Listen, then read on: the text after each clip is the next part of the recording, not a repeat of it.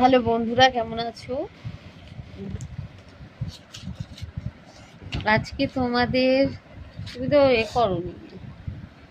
আজকে তোমাদের একটা বিষয় জানাবো, যে মানে আমি যেটা ফেস করেছি সেটা জানাবো।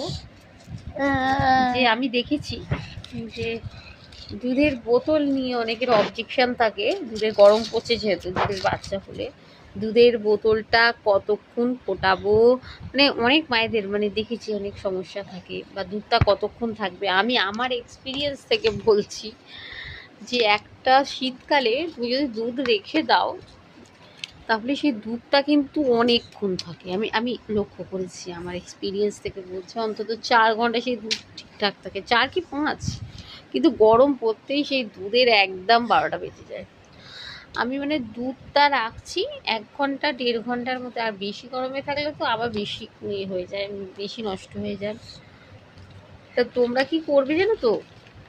আবার আর একটা সমস্যা হয়, যে যাদের একদম ছোট বাচ্চা, আমার তো তবে একটু বড় হয়েছে, তারা 2টো বোতল করে নিতে পারো। 2টো বোতল করলে কি হবে, যে এই বোতলটা তুমি ধরো খেলো, এই বোতলটায় খেলে আর একটা বোতল ধরো রেখে দিলে, তো রেখে দেওয়ার পর ওই বোতলটায় আবার দুধটা ওই আদার্স বোতলে দিয়ে বাচ্চাকে দেবে। মুখে থুতুতে লালা থেকে জিনিসটা খারাপ হয়ে যায় অনেক সময়। তো আরেকটা দুধ যে আছে, সেই দুধটা তুমি রেখে দিলে সেখানে কিন্তু আমার মনে হয় না খারাপ হবে। তোমরা কিন্তু লক্ষ্য রাখবে এটা।